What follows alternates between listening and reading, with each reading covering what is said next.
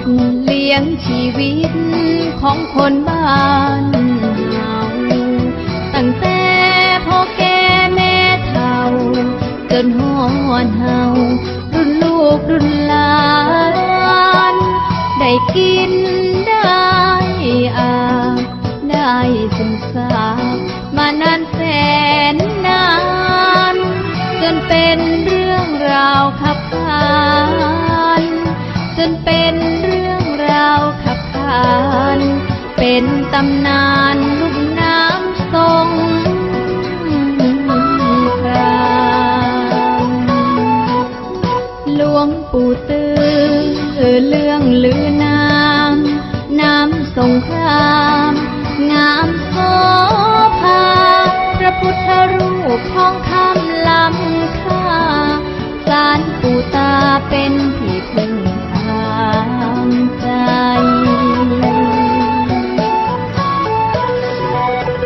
ถิ่นนี้และสีสงครามเรื่องลือนามระเบือไปไกลตำนานเริ่มที่บ้านศรีวันชัยแล้วย้ายไปท่าบ่อสงครามต่อมาน้ำท่วมหนักต้องลำบากสัญจรไปมา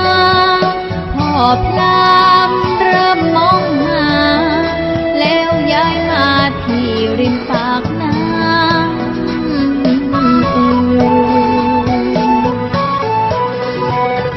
ตรงน้ำมาบรรจบ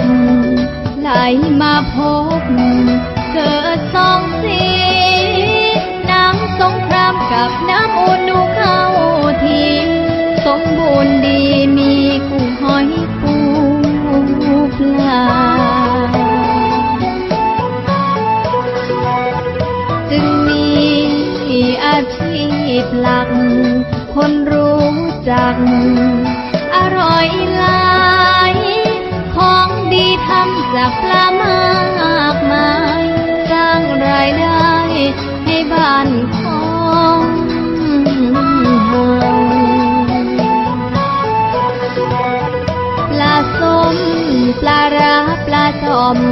ปลาย่างกลิ่นหอมอร่อยดีความอุดมสมบูรณ์ที่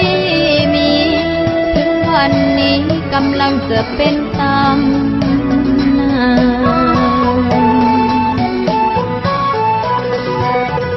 ฝากค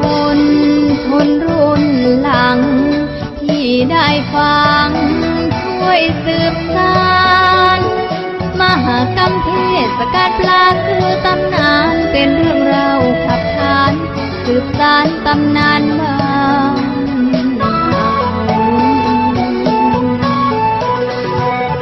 ฝากชนคนรุ่นหลังที่ได้ฟังช่วยสืบสานมหากรรมเทศกาลปลาคือตำนานเป็นเรื่องราวขับขานสืบสานตำนานบ้า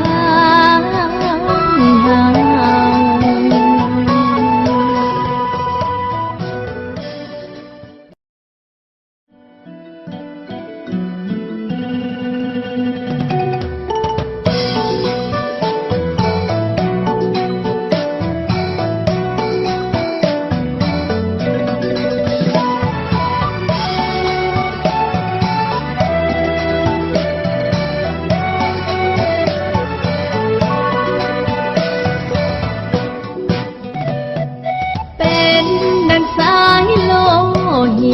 เลี้ยงชีวิตของคนบ้านเฮาตั้งแต่พ่อแก่แม่เฒ่าจนฮอดเฮา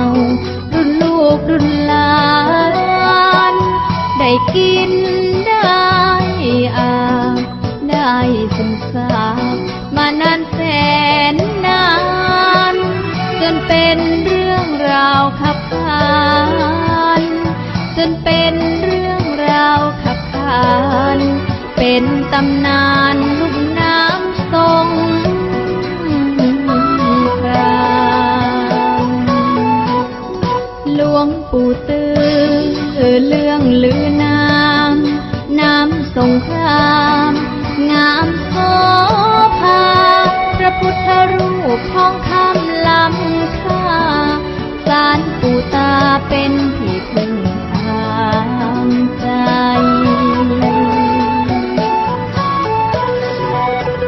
คืนนี้และสีสงครามเรื่องลือนามระเบือไปไกลตำนานเริ่มที่บ้านสีวันชัยแล้วย้ายไปท่าบ่อสงครามต่อมาน้ำท่วมหนักต้องลำบากสัญจรไปมาพ่อพลามเริ่มมองหาแล้วย้ายมาที่ริมปากน้ำ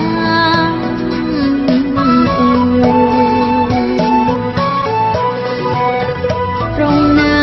ำมาบรรจบไหลมาพบเกิดสองสีน้ำสงครามกับน้ำอุณุเข้าทีสมบูรณ์ดีมีกุ้งหอยปูปลาจึงมีอาชีพหลัก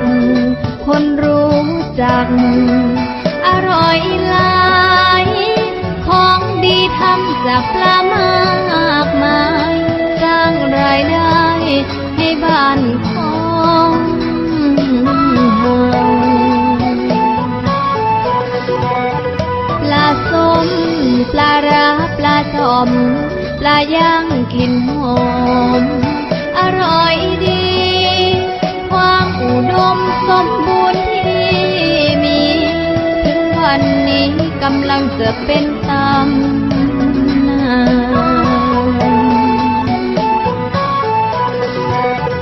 ฝากคนรุ่นหลังที่ได้ฟังช่วยสืบสานมหากรรมเทศกาลปลาคือตำนานเป็นเรื่องราวขับขานสืบสานตำนานบ้าน